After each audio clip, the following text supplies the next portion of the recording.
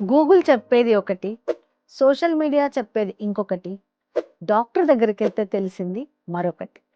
So, ఇలాంటి కన్‌ఫ్యూజన్‌లో ఉన్నారా?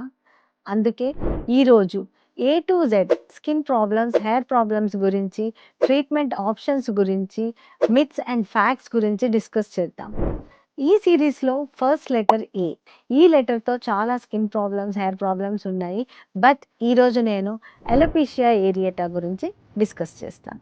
సో, అలోపేషియా ఏరియేటా అనేది ఒక హెయిర్ ప్రాబ్లమ్. జనరల్‌గా ఇది ఏ వయసులో వారికైనా వస్తుంది. స్టార్టింగ్ ఫ్రమ్ ఇన్ఫాంట్ అంటే 1 ఇయర్ లోపు పిల్లవాడి దగ్గర నుంచి 80 ఇయర్ ఓల్డ్ వరకు ఎవరిలో అయినా కూడా ఎలోపేషియా ఏరియేటా అనేది రావచ్చు. నిద్ర లేవగానే సడన్‌గా మీరు ఒక కాయిన్ సైజ్ షేప్‌లో హెయిర్ లాస్ ఉంది అంటే ఎంత టెన్షన్ ఉంటుంది.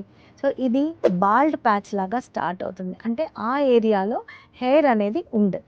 సో, ఇలాంటి ప్రాబ్లమ్ చూడగానే ఎవరైనా సరే టెన్షన్‌లోకి వెళ్ళిపోతారు. స్ట్రెస్ కూడా వచ్చేస్తుంది. ఇది ఇలాగే ఉంటుందా? ఇంకా పెరుగుతుందా? తలలో ఉన్న జుట్టంతా ఊడిపోతుందా? బాడీ మీద కూడా స్ప్రెడ్ అవుతుందా? ఇలాంటి చాలా చాలా సందేహాలు తప్పకుండా వస్తాయి. బట్ అలోపేషియా ఏరియేటా అనేది ఒక ఆటో ఇమ్యూన్ డిసీజ్. దీనికి ట్రీట్మెంట్ ఉంది. బాల్డ్ ప్యాచ్‌ని చూడగానే టెన్షన్ పడకండి. అసలు అలోపేషియా ఏరియేటా ఎందుకొస్తుంది? ఇది ఒక ఆటో ఇమ్యూన్ డిసీజ్ అనుకున్నాం కదా! సో, మన ఇమ్యూన్ సిస్టమ్ అనేది పొరపాటున ఈ హెయిర్ ఫాలికల్స్‌ని అటాక్ చేస్తుంది. సో, దాంతో హెయిర్ ఫాలికల్స్ అనేవి ఊడిపోతాయి. సో, ఇది సడన్ హెయిర్ లాస్ అనేది అక్కడ కనబడుతుంది. ఒక ప్యాచ్ లాగా స్టార్ట్ అవుతుంది. ఈ ప్యాచ్ అనేది గ్రాడ్యువల్‌గా పెరగవచ్చు లేదా మల్టిపుల్ ప్యాచెస్ కూడా కొత్తవి డెవలప్ అవ్వచ్చు. కొంతమందికి ఈ ప్యాచ్ అనేది ఐబ్రోస్ మీద కూడా ఉంటుంది. ఐలాష్ హెయిర్ కూడా పోతుంది. ఇలాగ బాడీ మొత్తం హెయిర్ కూడా పోవచ్చు. దీన్ని అలోపేషియా యూనివర్సాలిస్ అంటాం. తలలో ఉన్న జుట్టు మొత్తం పోతే అలోపేషియా టోటాలిస్ అంటాం.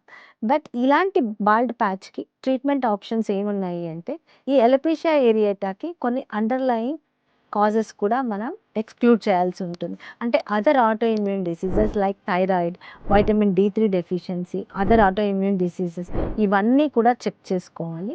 సో, ఈ ప్యాచ్ కనుక పెరుగుతుంది అంటే తప్పకుండా టాపికల్ స్టెరాయిడ్ క్రీమ్స్ లేదా టాపికల్ ఇరిటెంట్ క్రీమ్స్ వాడాలి. ఇమ్మీడియేట్‌గా ప్యాచ్ కనుక చాలా ఫాస్ట్‌గా స్ప్రెడ్ అవుతుంది అంటే మీరు డెర్మటాలజిస్ట్‌ని కన్సల్ట్ చేస్తే ప్యాచ్ స్ప్రెడ్ అవ్వకుండా తగిన ట్రీట్మెంట్ అనేది సజెస్ట్ చేస్తారు.